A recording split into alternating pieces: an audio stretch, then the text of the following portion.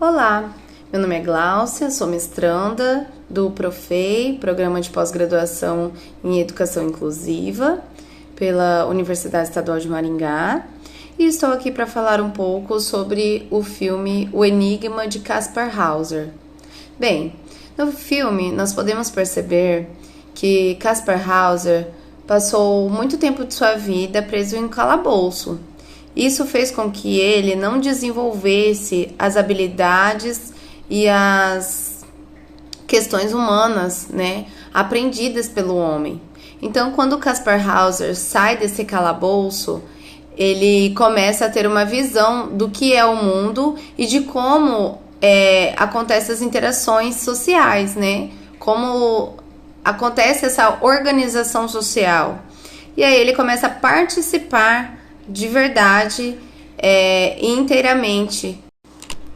E por meio das interações sociais e das habilidades a serem desenvolvidas, Kaspar Hauser começa a falar. Porque inicialmente, quando saiu do calabouço, Kaspar Hauser não tinha fala desenvolvida. Porque a linguagem é uma aquisição aprendida. Então, ele precisava de estímulos, ele precisava de socialização para aprender a falar e para aprender o significado das coisas, como nós nos organizamos em sociedade.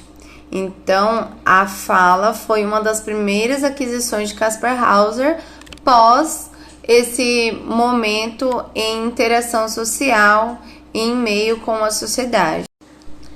E nesse primeiro momento, nós já podemos perceber algumas transformações em Kaspar Hauser.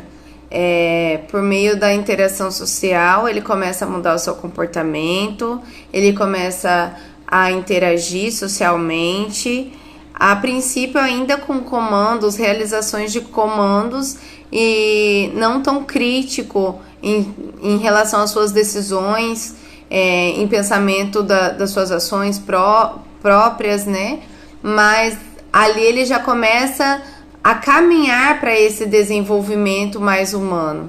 Então nós podemos entender a contribuição e o quão importante é estarmos em sociedade, em comunidade, e o quanto isso pode moldar a nossa personalidade, as nossas características de pensamento. E a partir desse momento, nós percebemos a busca pela identidade. Então, Kaspar Hauser começa nessa busca. Ele começa a não somente receber esses comandos do seu tutor, mas também ele começa a interagir e a demonstrar sentimentos, demonstrar emoções. Ele começa a desenvolver essas questões. E também ele começa a se posicionar, a ter um posicionamento em relação às coisas, às demandas em que ele é solicitado.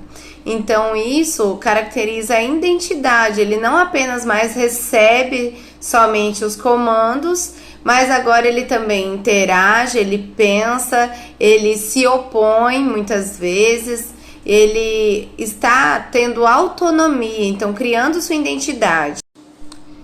E aí nós podemos trazer as contribuições de Vygotsky, com a teoria histórico-cultural, na qual a teoria trabalha a cultura como parte da aprendizagem, então o meio influencia na forma como nós aprendemos, como nós nos moldamos, nossos pensamentos, as nossas ações, os nossos posicionamentos diante da sociedade, diante das questões, tanto sociais, de relações, economicamente, politicamente, enfim.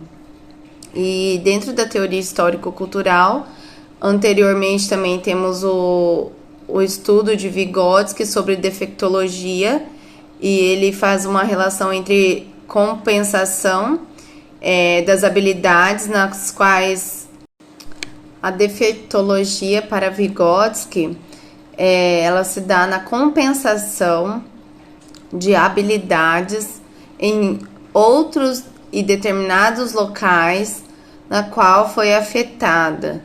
Então, uma pessoa que tenha uma deficiência, um déficit, seja cognitivo, seja físico, seja mental, ele vai ser compensado em outro aspecto. Ou seja, aquela parte que está com a deficiência, ela será recompensada em outra habilidade, em outros aspectos, em outras questões, desde que ela seja direcionada, estimulada